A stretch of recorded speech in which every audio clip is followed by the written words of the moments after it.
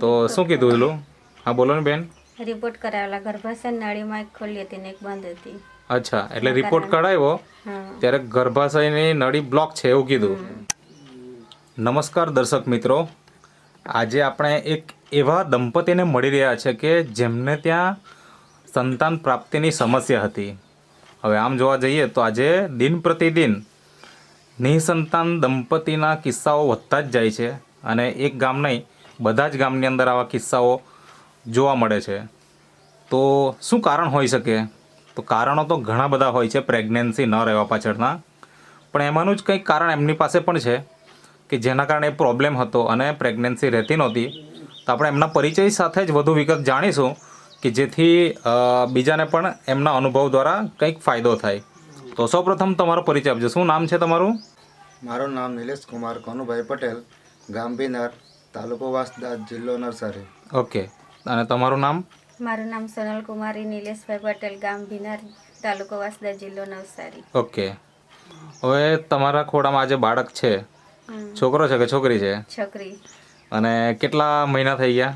2.5 વર્ષ. 2.5 વર્ષ થઈ ગયું. ઓકે, હવે મને એ જણાવો કે તમને પ્રેગ્નન્સીની સમસ્યા કેટલા વર્ષથી હતી? 4 વર્ષથી. 4 વર્ષ. 4 વર્ષ ને? હા. હવે જ્યારે કોઈને આવી સમસ્યા હોય તો શું કરે? આપણે કંઈ ને કંઈ સારવાર કરાવતા હોઈએ, બરાબર ને? તો તમે કોઈ જગ્યાએ સારવાર કરાવેલી ખરી? શું એની થોડી ઘટનાની વાત કરો ને. બોલો છે, બોલી શકો તમે. ઉનાઈ હોસ્પિટલમાં હા ગયેલા હતા, 1 વર્ષ દવા લીધી હતી, અચ્છા, પણ રિઝલ્ટ મળ્યું નહીં. એટલે તે શું કીધું એમ? મતલબ ત્યાં તમે ગયા હશે તો ત્યારે તમને કંઈક તો કીધું હશે ને કે આવો પ્રોબ્લેમ છે એમ. તો શું કીધું પેલું? હા બોલો ને બેન. રિપોર્ટ કરાવેલા, ગર્ભાશય નળીમાં એક ખુલ્લી હતી ને એક બંધ હતી. અચ્છા, એટલે રિપોર્ટ કઢાવ્યો ત્યારે ગર્ભાશયની નળી બ્લોક છે એવું કીધું, બરાબર. ઓકે, તો ત્યાર પછી 1 વર્ષ સુધી તમે સારવાર કરાવી, દવાઓ લીધી, કેટલો ખર્ચો કર્યો હશે અંદાજે? 10,000 ખર્ચો કર્યો. 10,000નો ખર્ચો કરી નાખ્યો. એમાં પરિણામ પછી મળ્યું કે નહીં? નહીં મળ્યું. નહીં મળ્યું. ઓકે, હવે અત્યારે તો તમારે ત્યાં આ બાળક છે, બરાબર ને?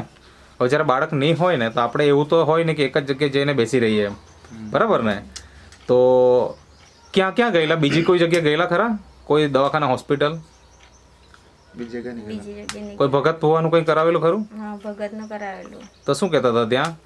આવી જાય એમ કે પણ કઈ રિઝલ્ટ નહીં મળ્યું હાલ. અચ્છા, મતલબ ભગતને ત્યાં પણ ગયેલા પણ ત્યાં આવી જશે એમ કીધું. તો કેટલા ભગત પાસે ગયેલા અંદાજે કંઈ? એક જ. એક જ? અચ્છા, મતલબ એક ડોક્ટર પાસે ગયા, એક ભગત પાસે ગયા, રિઝલ્ટ કંઈ નહીં. પછી કોઈ આયુર્વેદિક દવા કરાવી ખરી? એ જ. બીજી તો કોઈ નહીં. નહીં કરે. કોઈ નહીં. તો અત્યારે જે આપણે ત્યાં આજે બાળક છે, શું નામ છે એમનું? જીયાનસી. જીયાનસી. 2.5 વર્ષ થઈ ગયા, બરાબર ને? અને આજે તમારે ત્યાં મતલબ 2.5 વર્ષથી બાળક છે, તો આજે રિઝલ્ટ આવ્યું એ શેનાથી આવ્યું અને કોને માહિતી મળી, કોના દ્વારા માહિતી મળી, એ થોડીક વાત કરો.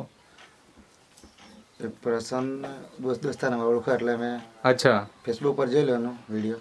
ઓકે, એટલે ફેસબુક પર તમે વિડીયો જોયો. કોનો? પ્રસન્ન. પ્રશાંતભાઈ. જે અહીંયા જે બેસેલા છે આ પ્રશાંતભાઈ, હા, પ્રસન્ન. એમના ફેસબુક અકાઉન્ટ ઉપર તમે વિડીયો જોયો. હા, એ વિડીયોમાં શું હતું? એ મૂકેલો હતો તે જોયો વિડીયો. અચ્છા, મતલબ રિઝલ્ટ હતું. રિઝલ્ટ હા. એટલે જેમ તમારો અત્યારે વિડીયો લઈએ તેવી રીતના વિડીયો તમે જોયો એવું? ઓકે, તો એ જોયા પછી તમને એવું થયું કે આ વાપરવું જોઈએ એમ, બરાબર ને? હા, તો જ્યારે તમે મતલબ આ પ્રોડક્ટ વાપરવાની શરૂઆત કરી, મતલબ જે અહીંયા ટેબલ પર રાખેલી છે આ જ બધી વસ્તુ તમે વાપરી ને? હા, જ બધું વાપરી. ઓકે, સવાર સાંજ વાપરતા 2 ટાઈમ કે 1 ટાઈમ કેવી રીતના? સવાર સાંજ. સવાર સાંજ. દૂધમાં કે પાણીમાં? એ દૂધમાં ને અમે પાણીમાં. અચ્છા, તમે દૂધમાં લેતા અને તમે પાણીમાં લેતા. ઓકે, અને એ રીતના તમે શરૂઆત કરી તો કેટલા મહિના તમે ટોટલ વાપર્યું? 8.5. 8.5 જેવા કર્યો. 8.5 મહિના રેગ્યુલર વાપર્યું, રેગ્યુલર. બરાબર. અને એમાં પ્રશાંતભાઈ તમને કંઈક સલાહ સૂચન પણ આપતા હશે, હા. બરાબર ને? તો પ્રશાંતભાઈ, હવે જ્યારે તમે પહેલી વખત મળ્યા તો શું ઘટના હતી અને કેવી રીતનું, તમે થોડીક વાત કરો ને. સાંજના સમયે જ મળેલા, અચ્છા, મતલબ રાતના 7:30 શાયદ 7:30 8 વાગ્યા પછી મીટિંગ કરેલી વિનર ગામની અંદર જ. ઓકે, મતલબ મેં કેવું હતું કે ફ્રેન્ડ હાઈસ્કૂલ ટાઈમ થી મતલબ ઓળખે, મારા કરતા પાછળ હતા પણ મને ઓળખે, એટલે ફેસબુક પર વિડીયોઝ જોયા, બરાબર. એના આધારે કોન્ટેક્ટ મારો કર્યો. પહેલા તો પ્રોડક્ટ ની મેં ઇન્ફોર્મેશન આપી, પછી એ લોકો કન્ફ્યુઝ હતા કે પ્રોડક્ટ ચાલુ કરવી કે નહીં કરવી. અચ્છા. પછી મેં એક વિશ્વાસ આપ્યો કે મેં છેલ્લા આટલા ટાઈમ થી કામ કરું છું અને મારા પર આટલા રિઝલ્ટો પણ છે, તો તમે પણ સ્ટાર્ટ કરો ને તમને પણ રિઝલ્ટ આવે. બરાબર છે. એટલે મેં વાત કરી, એના આધારે એમણે પ્રોડક્ટ સ્ટાર્ટ કરી. ને એમણે પ્રોડક્ટ સ્ટાર્ટ કરી 3 મહિને એ લોકો લેતા હતા. 3 મહિને લીધી, 6 મહિને પછી મને એમને થોડું કન્ફ્યુઝન પણ થયું, પણ તેમાં પણ સજેશન આપ્યું. પછી કન્ટિન્યુ કરી, પાછી 3 મહિને લીધી. એમાં 9 મહિને ચાલતી હતી પ્રોડક્ટ. તે સમય દરમિયાન એમને મતલબ 8 મહિના પૂરા થઈ ગયા, 9મો મહિનો ચાલતો હતો આપણી પ્રોડક્ટ યુઝ કરવાનો, અને એના હિસાબે પછી ત્યારે પ્રેગ્નન્સીનું એમને રિઝલ્ટ મળી ગયું.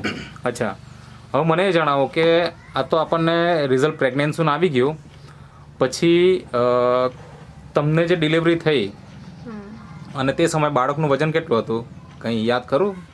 2 કિલોના 440 ગ્રામ. અચ્છા, અને ડિલિવરી નોર્મલ હતી કે નોર્મલ ડિલિવરી? Normal delivery. તો આજે એ પણ બહુ મોટી વાત કહેવાય, કારણ કે સિઝેરિયન વગર તો ડિલિવરી કરવી જ મુશ્કેલ છે આજે, અને એવા સમયમાં નોર્મલ ડિલિવરી થવી તો આ પણ એક આપણા પ્રોડક્ટનો કમાલ છે કે જેના માધ્યમથી આજે નોર્મલ ડિલિવરી પણ થઈ. અને બાળકનું 2 કિલો ને કેટલા 400 ગ્રામ 440 ગ્રામ 440 ગ્રામ જેટલું વજન હતું, એટલે એ પણ એકદમ તંદુરસ્ત. ને અત્યારે તો તંદુરસ્તી જોઈ જ શકીએ છીએ, 2.5 વર્ષનું થઈ ગયું. તો જન્મ પછી મતલબ 1 વર્ષ સુધી બાળકને કંઈક ને કંઈક નાની મોટી તકલીફ પણ ઘણી વખત આવતી હોય, એવી કંઈ તકલીફ કંઈ આવી ખરી કે? એવી કંઈ આવી નહીં, કોઈ બીમારી નહીં, કોઈ તકલીફ નહીં. બરાબર છે. તો બાળકની પણ તંદુરસ્તી સારી રહે. અને ઘણી વખત કેવું હોય, બહેનોને ડિલિવરી પછી પ્રોબ્લેમ આવે, યા તો પ્રેગ્નન્સી રહ્યા પછી પ્રોબ્લેમ આવે, 9 મહિના દરમિયાન ચક્કર આવવાના કે આવા જેવા નોર્મલ પ્રોબ્લેમ આવતા હોય, તો એવા કોઈ પ્રોબ્લેમ તમને આવ્યા ખરા? નહીં, કંઈ હાંડી તમને કંઈ પ્રોબ્લેમ નહીં આવ્યા? તો જેમ હવે 8 મહિના પ્રોડક્ટ વાપરી પછી તમે કન્ટિન્યુ ચાલુ રાખેલી હતી કે 9 મહિના સુધી કે કેવું? 9 મહિના સુધી કન્ટિન્યુ ચાલુ. અચ્છા, શું ખાતા હતા? પાવડર?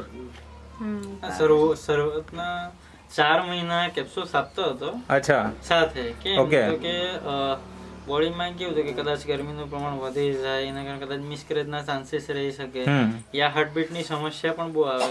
તો એના માટે મેં 2 પ્રોડક્ટ સાથે એક્સ્ટ્રા 4 મહિના સુધી કન્ટિન્યુ કરી જ હતી. ઓકે. 5મા મહિનાથી ઓનલી પાવડર જ આપતો હતો. ઓકે. તો ખરેખર જેટલા પણ આ દંપતીઓ વિડીયો જોતા હશે, આ તમે જોઈ શકો છો, આ નેટસપ કંપનીની પ્રોડક્ટ છે, અને પ્રેગ્નન્સી માટેની સ્પેશિયલ કોઈ પ્રોડક્ટ નથી, પણ આપણા બોડીની અંદર જે ઉણપ છે અથવા આપણા બોડીની અંદર જે પણ કંઈ ખામીઓ છે એ ધીમે ધીમે દૂર થશે, અને એના કારણે આપણને આવા પરિણામ મળી રહ્યા છે. તો અહીં તો લગ્નના 4 વર્ષ પછી મતલબ આપણને રિઝલ્ટ મળે છે, પણ આવા એવા દંપતી છે કે જે વર્ષોથી સંતાનની સમસ્યા લઈને અલગ અલગ જગ્યાએ ટ્રીટમેન્ટો કરાવે છે, પણ રિઝલ્ટ નથી મળતા. અને જ્યારે અહીં આપણે થોડાક મહિના વાપરે છે પ્રોડક્ટ અને એનાથી રિઝલ્ટ મળી જાય છે. તો તમારે શું કહેવું છે બીજા દંપતીઓને કે આ વસ્તુ વાપરવું જવું છે કે નથી? વાપરવું જોઈએ. પહેલાં જ્યારે વાપરેલું ત્યારે તમને વિશ્વાસ કેટલો હતો? 6 મહિના વાપર્યું અને પછી રિઝલ્ટ નહીં મળ્યું ત્યારે તમને મનમાં કંઈ થયેલું ખરું કે શંકા? વિશ્વાસ હવે થાય એમ. અચ્છા, કોની પાસે? દવા પર કે પ્રશાંતભાઈ ઉપર? દવા પર. ઓકે, મતલબ આ તો દવા જ નથી, એક હેલ્થ કેરની પ્રોડક્ટ છે. તો પ્રશાંતભાઈ, હવે ઘણા બધા દંપતીઓ આ વિડીયો જોશે અને એ લોકો જાણવા માંગતા હોય કે મારે પણ આ જોઈએ, તો તમે તમારો કોન્ટેક્ટ નંબર આપો. અને અત્યાર સુધી તમે કેટલા દંપતીને આપ્યું છે પ્રોડક્ટ? મેં 100+ લોકોને આપી છે. ઓકે. પ્રોડક્ટ. ઓકે. કેટલા લોકોને રિઝલ્ટ આવી ગયા? એમાં મતલબ વાત કરું તો કે 80+ લોકોને પરિણામ છે. ઓહો, 80 લોકોને તમે રિઝલ્ટ આપી દીધા. તો તમારો કોન્ટેક્ટ નંબર આપો. મારો મોબાઈલ નંબર છે 87 58 66 66 90 90 10. 10.